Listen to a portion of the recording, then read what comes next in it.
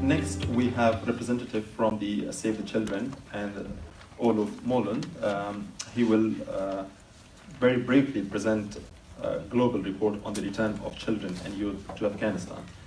And this report supports the conclusion of UNHCR about the serious situation for children returning to Afghanistan. Please welcome Olof Molund.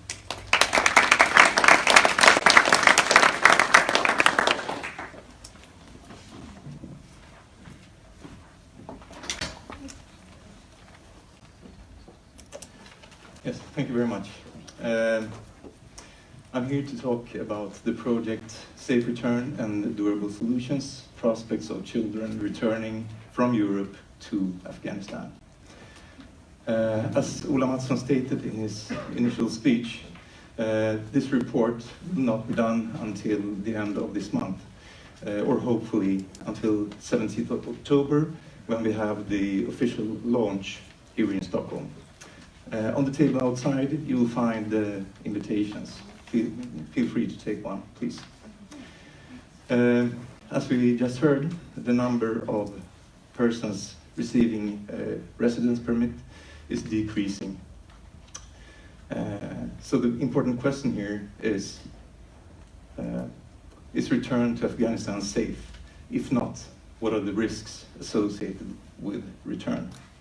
During the work with this project, we identified some issues of concern. One is returns of children are carried out without necessary safeguards in place.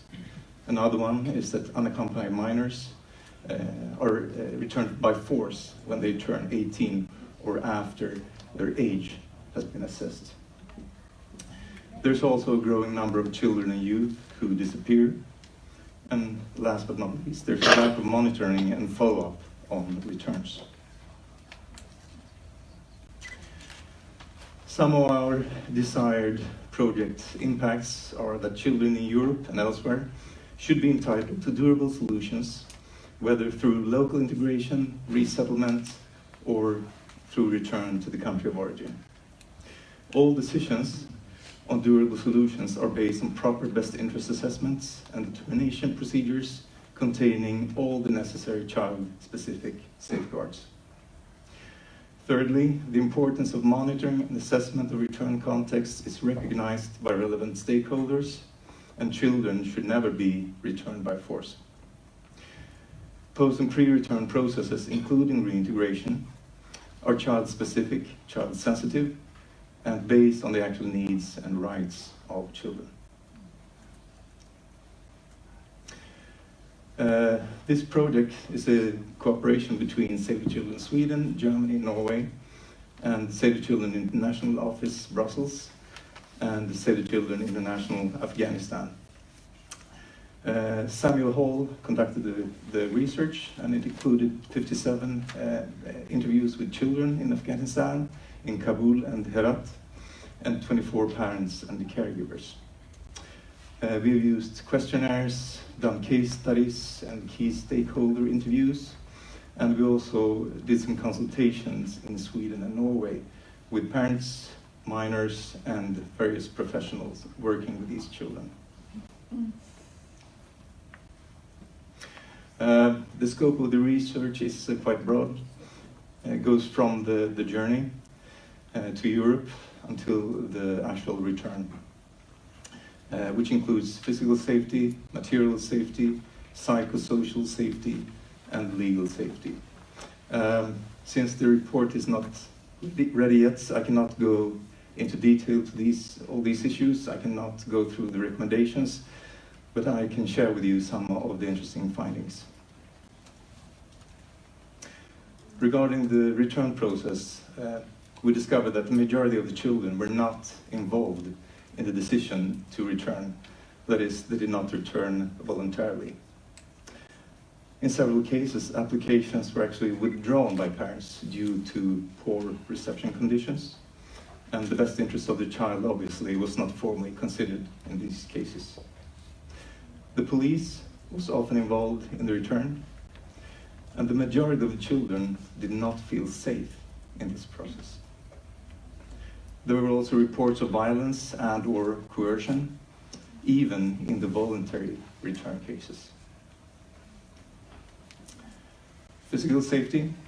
Now we're talking about the post-return situation. Every fifth child reported attempts of forced recruitment or other interaction with armed forces. The majority are not feeling safe outside their homes in their daily lives, and most parents stated this is because they have lived abroad. About a fifth of the parents reported their children having been injured in some way. Material safety. The financial situation, obviously, of the families has worsened due to migration. Many have sold their belongings and their property and returned empty-handed. Only 2/3 of the parents report having access to healthcare. Less than 1/3 of the children who have returned received education. And security issues also hinders education, especially for girls. Regarding mental health and psychosocial safety, we know that many have traumatic experience for various reasons, but the majority of the returnees lack access to specialized support. Lack of networks beyond the family and lack of sense of belonging in society is common. And about 2/3 of the children rarely or never participate in social activities outside the home.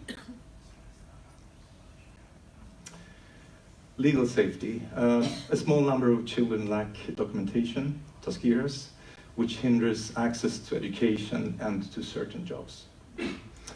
Only few children experience that access to justice exists, and most of the children report that they would never go to the police if threatened. None of the girls would do so. A quarter of the children report having been discriminated against in some way. As the list of post-return support needs expressed by children was quite long, I'll single out a few of them.